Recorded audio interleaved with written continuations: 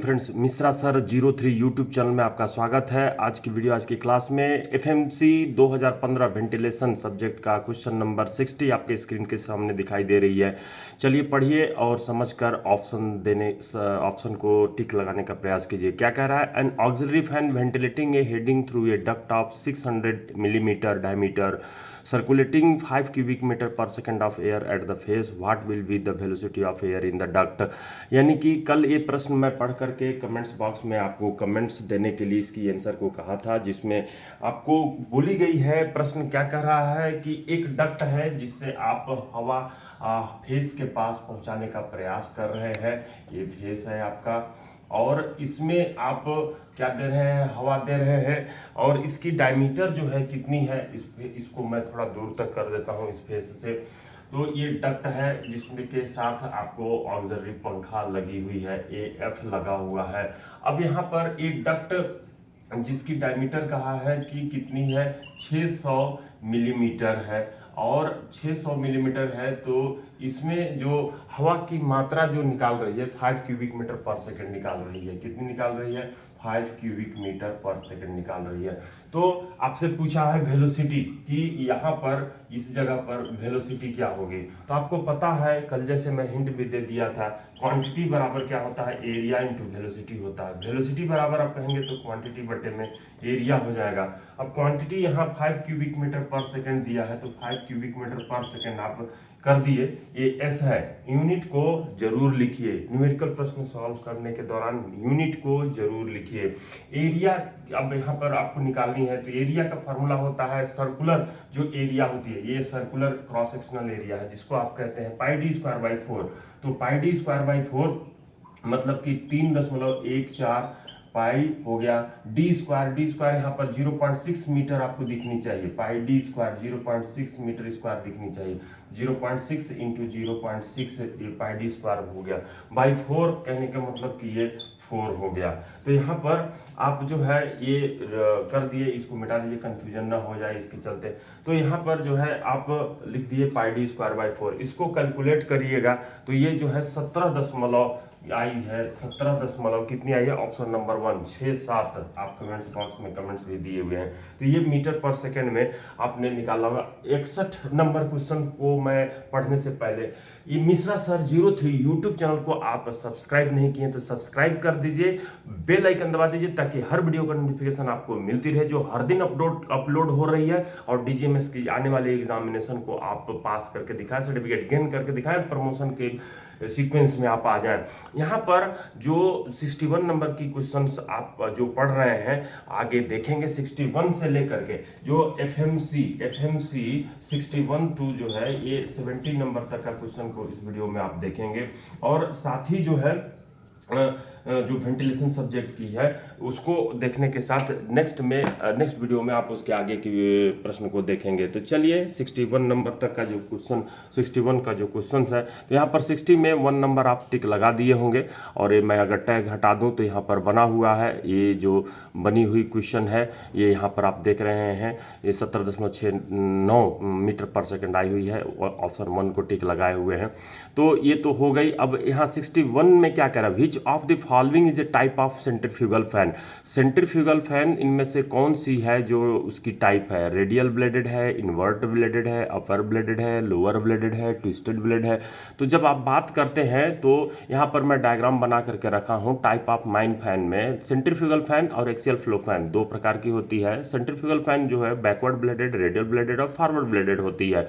यहाँ पर एग्जाम्पल में दिया हुआ है सेंट्रीफ्यूगल फैन का सिरको फैन और वाकर फैन। यहाँ पर स्केच में ड्रॉ किया हूँ, जिसमें कि आपको ये जो है इनलेट है, जहाँ जिसको आई बोलते हैं, जहाँ से हवा जो है इंटर करती है, और इसके बाहर जो है इम्पेलर लगी रहती है जिसके साथ वेन लगा रहता है। और ये वेन 3 टाइप का मैं बना के एक ही पिक्चर में रखा हूँ। एक ही पिक्चर में एक ही फैन में ऐसा नहीं रहता, लेकिन एक जरूर रहता है। जैसे ये दिख रहा है कि अगर इम्पेलर आपको क्लॉकवाइज डायरेक्शन में घूम रही है, देख रहे हैं ये जो डायरेक्शन है, डायरेक्शन ऑफ रोटेशन है। मैं ये जो दिखाया हूँ डायरेक्शन ऑफ रोटेशन, इस डायरेक्शन ऑफ रोटेशन के डायरेक्शन में अगर ब्लेड मुड़ी हुई है तो अगर ये जो आप देख रहे हैं ये वाला कर्व, तो ये जो है रहेगी तो ये फॉरवर्ड ब्लेडेड कहलाएगी। अगर मुड़ी हुई नहीं है, स्ट्रेट है, जैसे ये स्ट्रेट दिखाई दे रही है, रोटेशन के परपेंडिकुलर दिखाई दे, तो ये रेडियल ब्लेडेड हो गई। और रोटेशन के अपोजिट डायरेक्शन में अगर वेन यानी ब्लेड मुड़ी हुई है तो वो बैकवर्ड ब्लेडेड कहलाती है। बाकी फैन की केसिंग है और वेल्वेट केसिंग है, जिसका ग्रेजुअली क्रॉस सेक्शन एरिया जो है बढ़ती जाती है और लास्ट में चिमनी से ईवीएसी से होते हुए बाहर निकल जाती है, जिसका वर्टिकल से इंक्लिनेशन 4 से 7 डिग्री होता है। इसकी यह अपनी फायदा है, velocity energy, kinetic energy, pressure energy में कन्वर्ट करती है। तो इस तरह से आप यहाँ पे रेडियल ब्लेडेड ऑप्शन 1 को ही टिक लगाएंगे। चलिए आते हैं 62 नंबर के प्रश्न पर। क्या कह रहा है? Pressure required to circulate 3000 cubic metre per minute of air through 2000 metre long gallery of 2 metre into 5 metre cross section, value of k is 0.001 newton second square metre का पावर -4। तो यहाँ पर जो वैल्यू जैसे ही देती है, आप जब न्यूमेरिकल क्वेश्चन पढ़ते हैं तो तुरंत जो है आपके दिमाग में क्या पूछा है, क्या दिया है, वो दौड़नी चाहिए। और क्या पूछा है के तहत, जो क्या दिया है के तहत आपको फॉर्मूला दिमाग में तुरंत पुटअप हो जाना चाहिए कि इस फॉर्मूले से ही ये बनेगी। जैसे कि pressure required to circulate, pressure required, pressure पूछा है तो प्रेशर बराबर क्वेश्चन मार्क कर दिए। मैं पढ़ रहा हूं, उसी को यहाँ पर बोर्ड में एग्जीक्यूट कर रहा हूं। तो यहाँ पर प्रेशर रिक्वायर्ड पूछा है, फिर पूछा है कि circulate 3000 cubic metre per minute. Circulate यहां से क्वांटिटी क्लियर नहीं हो रहा है, लेकिन आपको यूनिट देख करके 3000 क्यूबिक मीटर पर मिनट ये जो लिखी हुई है 3000 क्यूबिक मीटर पर मिनट, इसको देख करके ये क्या है? क्वांटिटी है, क्वांटिटी का यूनिट है। तो यहाँ पर सर्कुलेट लिखा है, क्वांटिटी तो लिखा नहीं है, लेकिन आपको समझना है कि क्वांटिटी बताई गई है। तो यहाँ पर क्यूबिक मीटर पर मिनट जैसे ही कही गई है, तो एल्किंसन की एक फार्मूला जब पढ़ते हैं, लॉ ऑफ एयर फ्रिक्शन की फार्मूला जो पढ़ते हैं, उसमें आपको मिनट को सेकंड, क्यूबिक मीटर पर सेकंड में, तो 60 से इसको डिवाइड अगर कर देते हैं, 0 से 0 कट जाती है, 6 पंचे 30, 6 शून्य शून्य, यानी कि ये जो है 50 क्यूबिक मीटर, इमीडिएट आप उसको क्यूबिक मीटर पर सेकंड में चेंज कर दिया कीजिए। तो यहाँ पर क्वांटिटी हो गई एयर थ्रू 2000 मीटर लॉन्ग, ये जो दिया हुआ है 2000 मीटर लॉन्ग दिया हुआ है, क्या? Gallery of 2 metre into 2 metre into 5 metre cross section का है, और ये लॉन्ग कितना है? तो 2000 मीटर लॉन्ग है। तो ये गैलरी है। इस गैलरी में आपसे पूछ रहा है कि प्रेशर रिक्वायर्ड सेक्शन, जबकि के की वैल्यू ही दिया हुआ है, के का वैल्यू कितना दिया हुआ है? तो 0.00 है, 000 है, देख लेता हूँ, 1 है, 00 है। तो ये इसकी यूनिट क्या है? के की यूनिट है newton second square, newton second square metre का पावर -4। ध्यान दीजिएगा, के का यूनिट कल और परसों की में मैं जिक्र किया था, के का यूनिट -4 भी होती है, के का यूनिट मीटर के पावर में -8 भी होती है, अलग अलग सिस्टम के तहत। तो आपने ये देख लिया कि ये एल दिया हुआ है और ये ए दिया हुआ है, एरिया क्रॉस सेक्शन एरिया दिया है और एल दिया हुआ है, एल मतलब कि रास्ते की लंबाई दिया हुआ है। तो आप प्रेशर की जब बात करते हैं तो प्रेशर की फॉर्मूला वी नो आप जानते हैं, क्या जानते हैं भैया? वी नो जानते हैं, P बराबर के S Q square by A Q वाले फार्मूला से जानते हैं। के की वैल्यू 0.001 है। एस की वैल्यू की बात करते हैं तो एस जो है रबिंग सरफेस कहलाती है, जो 2 ब्रैकेट में W फेस पर जब आप खड़े होते हैं और फेस की जो देखते हैं पेरीमीटर निकालते हैं, तो 2 ब्रैकेट में चौड़ाई प्लस ऊंचाई कहते हैं, 2 ब्रैकेट में चौड़ाई जो कि 5 मीटर है, अगर 5 मीटर है, और प्लस ऊंचाई आपका कितना है? 2 मीटर है।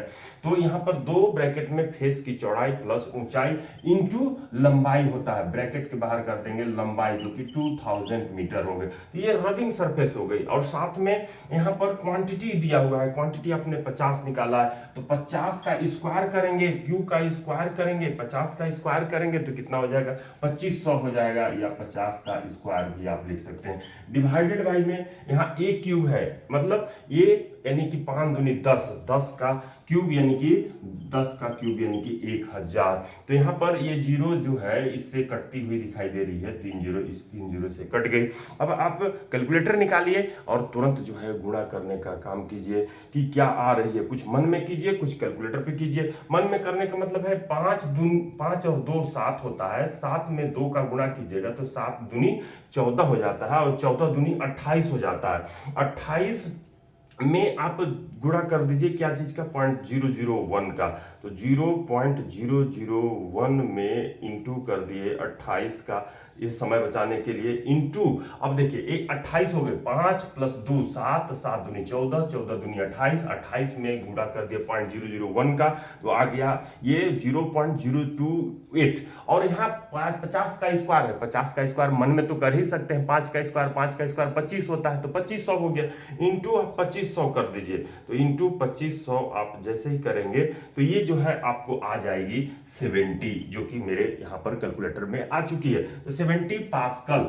क्यों पास्कल में है? क्योंकि यहां पर न्यूटन सेकेंड स्क्वायर मीटर का पावर -4 अगर है के, यानी कोफिशिएंट ऑफ फ्रिक्शन के अगर न्यूटन सेकेंड स्क्वायर मीटर का पावर -4 में है तो जो प्रेशर आएगी वो पास्कल में आएगी। और अगर यही न्यूटन सेकेंड स्क्वायर मीटर का पावर -8 में है तो यहाँ पर pressure mm of water gauge में आती। तो ये जो आपको वैल्यू है, यूनिट है, उसको दिमाग में रखनी पड़ेगी और प्रश्न को सॉल्व करना पड़ेगा। एटकिंसन फार्मूला पर बेस्ड कम से कम 4 प्रश्न तो आनी ही आनी है। तो इस तरह से आपने समझ लिया, आंसर 1 को टिक लगा चुका।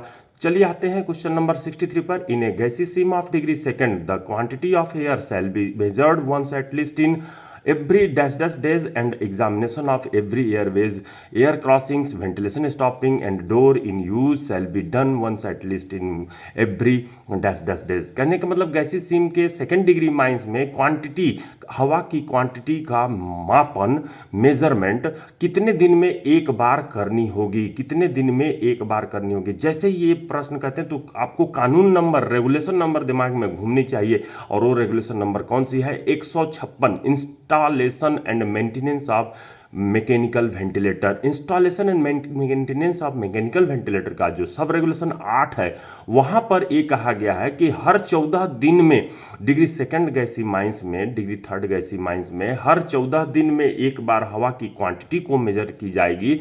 और अन्य केस में यानी कि डिग्री फर्स्ट गैसीय माइंस में जहां फायरिसिम नहीं होता है वहां पर 30 दिन में एक बार मेजर की जाएगी। तो आप जैसे ही 156 का 8 सब रेगुलेशन पढ़ते हैं, पढ़ लीजिएगा और वहीं पर आप लिख दीजिएगा एफएमसी 2015 वेंटिलेशन 63 नंबर का क्वेश्चन, ताकि उस सब रेगुलेशन पर जब भी आप पन्ना खोलें तो आपको फोर्स नजर आए, इंपोर्टेंस नजर आए और उसको आप ध्यान से पढ़ें। तो ये तो हो गई पहला फिल इन द ब्लैंक्स। अब दूसरा देखिए क्या कह रहा है, and examination of every airways, air crossing, ventilation stopping. जैसे ये देखते हैं तो दिमाग में दौड़नी चाहिए कि ये कौन सी रेगुलेशन की बात कर रहा है, 159 रेगुलेशन की बात कर रहा है, 159 रेगुलेशन की बात कर रहा है। तो examination of every airways, air crossing, ventilation stopping and door in use shall be done once at least in every. तो यहाँ पर कितने दिनों में एक हमारे कॉम्पिटेंट पर्सन जो होते हैं, यानी कि आप और जो ओवरमैन, माइनिंग सरदार या अन्य लोग होते हैं, ओवरमैन होते हैं, असिस्टेंट मैनेजर, कितने दिन में एक बार इसकी जांच करते हैं, एयरवेज का, एयर क्रॉसिंग का, वेंटिलेशन। तो इसकी भी जांच 14 दिन में करते हैं, जिसकी जिक्र 159 का 12वें नंबर सब रेगुलेशन में किया गया। और इस तरह से 12वें नंबर सब रेगुलेशन पे जरूर आप लिख दीजिए एफएमसी 2015 V.63। तो चलिए ये आप कर लिए होंगे, 14 ऑप्शन नंबर 4 को आप टिक लगा लिए होंगे और अपने रेगुलेशन में लिख भी लिए होंगे। चलिए आते हैं एफएमसी 2015 का वेंटिलेशन सब्जेक्ट का 64 नंबर का प्रश्न पढ़ते हैं। Where the embankment is provided against any water course, the height of embankment above HFL as per coal mines regulation 2017 should not be less than. तो जो आप एम्बैकमेंट बनाते हैं, कहाँ पर, जो पानी को खदान में एंट्री में घुसने से रोकने के लिए या वाटर कोर्स बनाते हैं या फिर जो एम्बैकमेंट बनाते हैं, उसका जो हाइट होगा कितनी होगी, जो एचएफएल है उससे एबव तो होगी, लेकिन कितनी ऊंची होगी, जिसकी जिक्र कोल माइंस रेगुलेशन 2017 में की गई है। तो जैसे ही यहाँ पर कोल माइंस रेगुलेशन 2017 की माइन में पानी घुसने की बात करते हैं तो ये danger from surface surface water, danger of surface water, ये जो है आपको रेगुलेशन 149 है, जिसके दूसरे सब रेगुलेशन में इसकी जिक्र की गई है कि 1.5 मीटर से कम ऊंचा नहीं होगा। एम्बैकमेंट यानी पीढ़ी यानी मेड़ जो आप पानी घुसने से खदान में रोकने के लिए बनाते हैं, वो 1.5 मीटर। एचएफएल जो होगी, हाईएस्ट फ्लड लेवल जो होगी, विगत वर्ष जो बारिश अधिकतम हुई है उसकी ऊंचाई से 1.5 मीटर से कम नहीं होगी।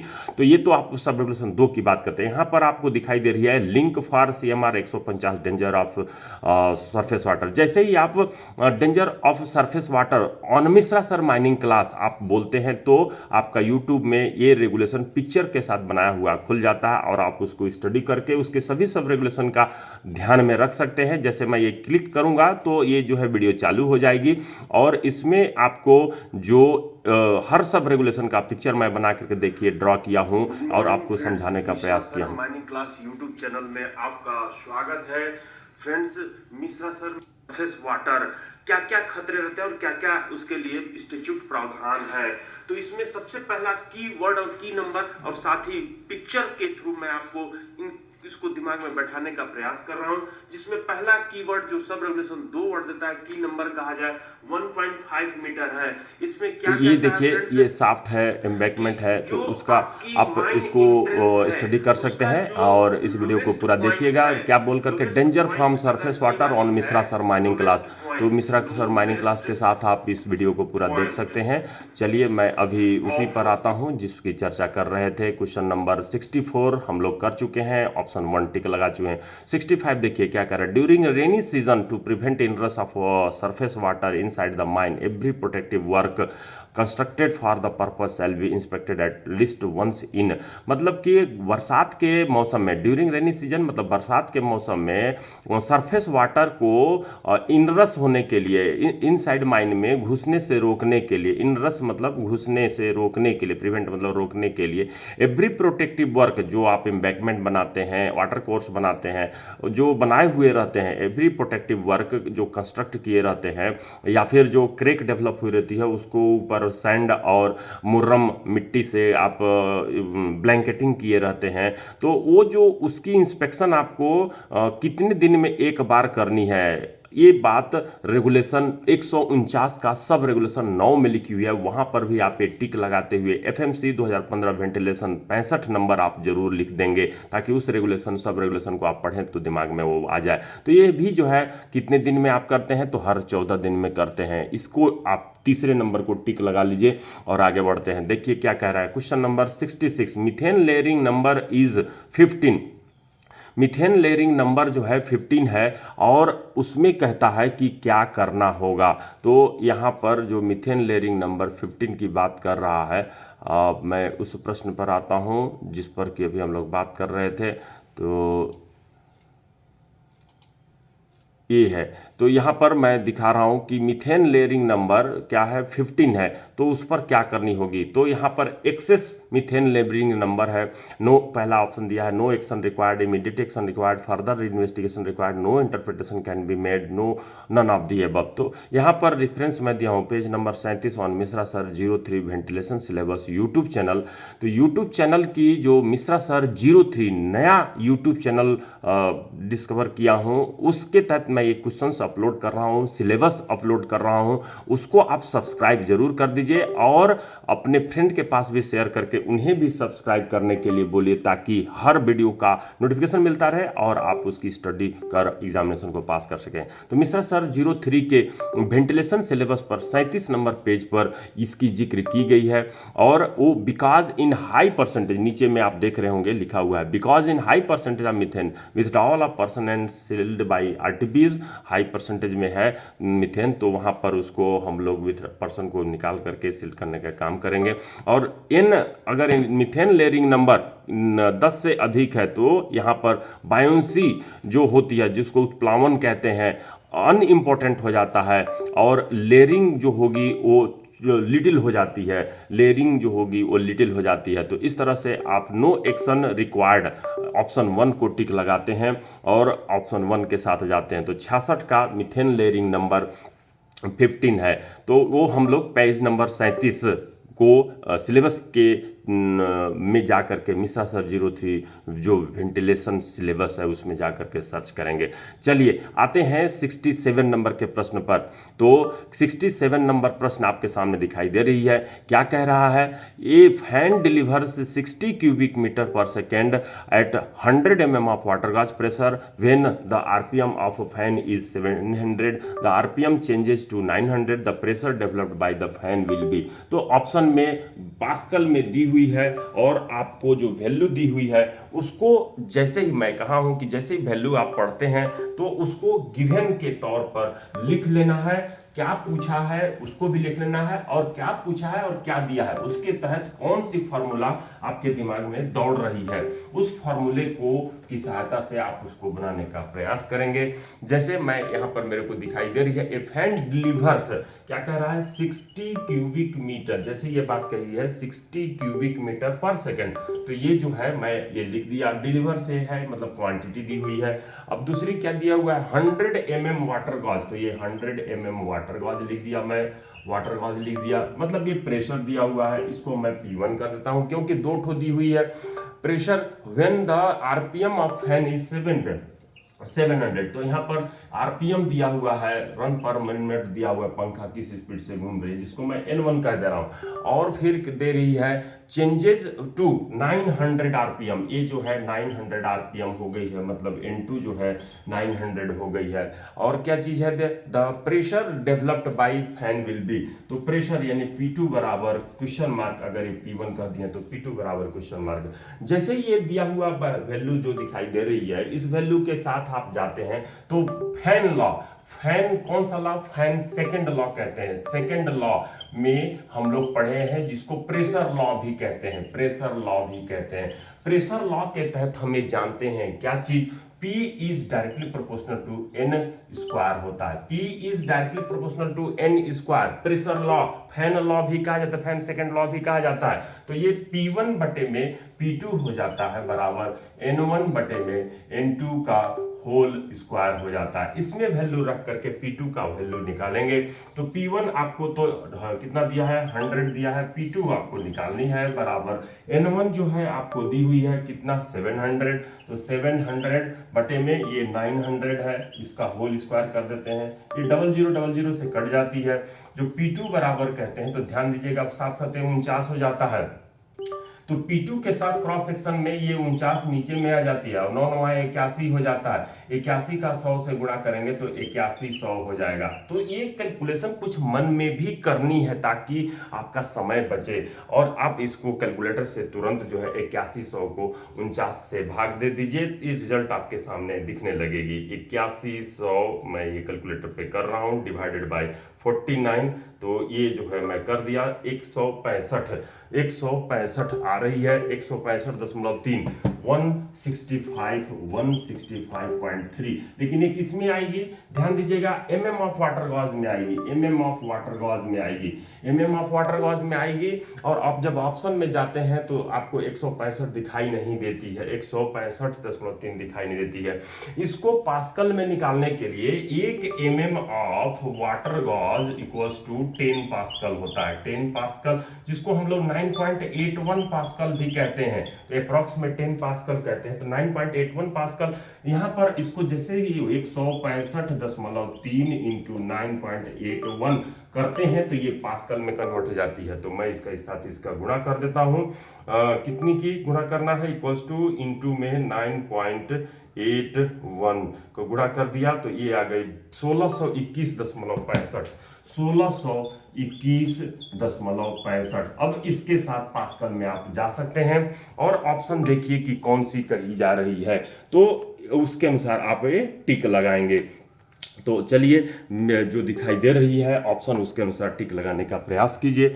मैं स्क्रीन शेयर कर चुका हूं। तो ये जो यहाँ पर आपको दिखाई दे रही है 67 का, तो 1621.6 पास्कल चौथा नंबर का यहाँ पर सही आपको दिख रही है, चौथा नंबर आप टिक लगाएंगे। और ये जो टैग दिख रही है इस टैग को मैं अगर हटा दूं तो यहाँ पर भी बना हुआ आपको दिखाई दे रहा है, तो इससे भी आप उसके साथ जा सकते हैं। ये टैग जो दिखाई दे रही है इस टैग को मैं अगर हटा दूं तो यहाँ पर भी आपको बनी हुई दिखाई दे रही है। तो चलिए, इसको आपने देख लिया। मैं फिर से स्लाइड शो के तहत इसको क्या कर देता हूँ, बड़ा कर देता हूँ, ताकि आप उसको अच्छे से देख सकें। अगली प्रश्न को 68 नंबर देखिए क्या कर रहा है। The man during hard work कर रहा है, माइनिंग ऑपरेशन कर रहा है, हैंड हेल्ड टूल्ड, हाथों से पकड़ करके कोई टूल से काम कर रहा है। Produces heat in the range of, तो किस रेंज का हीट प्रोड्यूस करता है। तो ध्यान दीजिए, ये जो मैं रेफरेंस दिया हूं, जिसको आप पढ़ेंगे, during hard work a man produces heat in the range of 600 से 1000 किलो कैलोरी पर आवर, जिसको वाट में कहते हैं। तो 200 से 300 वाट होते हैं। पॉज करके उसको पढ़ लीजिएगा, कर्सर अभी दाएं बाएं हो गई है। तो आप इसमें से 600 के नियर अबाउट आंसर पांचवा है, तो पांचवा को ही देंगे जो 250 से 400 किलो कैलोरी है। वैसे डिपेंड करती है कि जो काम की जा रही है उसका नेचर कितना है, किस टाइप का काम है। तो यहाँ पर आपने 68 का पांचवा नंबर टिक लगा लिया है। 69 पर आते हैं। कार्बन मोनोऑक्साइड डिटेक्टर ट्यूब, जो आपको पिक्चर में भी दिखाई दे रही है, इसमें क्या भरा होता है, यूज क्या करता है। पीईटीएन नहीं, पेंटाइरिथ्रिटॉल टेट्रानाइट्रेट नहीं करते हैं, प्रोटोजॉर्ब नहीं करते हैं, ऑप्कोलाइट नहीं करते हैं, पोटेशियम पैलेडियम सल्फेट ही करते हैं। चौथा ऑप्शन को टिक लगाइएगा। पोटेशियम पैलेडियम सल्फेट जो कि आपको भरी हुई है सिलिका जेल की कलर की होती है, जो बगल में आप देखेंगे। तो detector tube contains a reagent that is a salt of palladium then sulphite, the complex sulphite mechanism जो होती है एक्सपोज टू CO के जैसे ही संपर्क में आती है, ऊपर और नीचे के ग्लास ट्यूब को ये जो तोड़ते हैं दोनों ऊपर को और फंसाते हैं, और एस्पिरेटर से आप जब दबाते हैं तो वो हवा सक करती है और उसका जेल का कलर चेंज होती है। उस कलर के डार्कनेस को चार्ट से जब मिलाते हैं तो चार्ट में जो परसेंटेज मिलती हुई दिखाई देती है वही परसेंटेज CO का आप वातावरण में कहते हैं। तो इस तरह से 69 नंबर प्रश्न का आप 4 नंबर टिक लगा चुके हैं। 70 नंबर का प्रश्न देखिए। Cap lamp must be able to produce an illumination.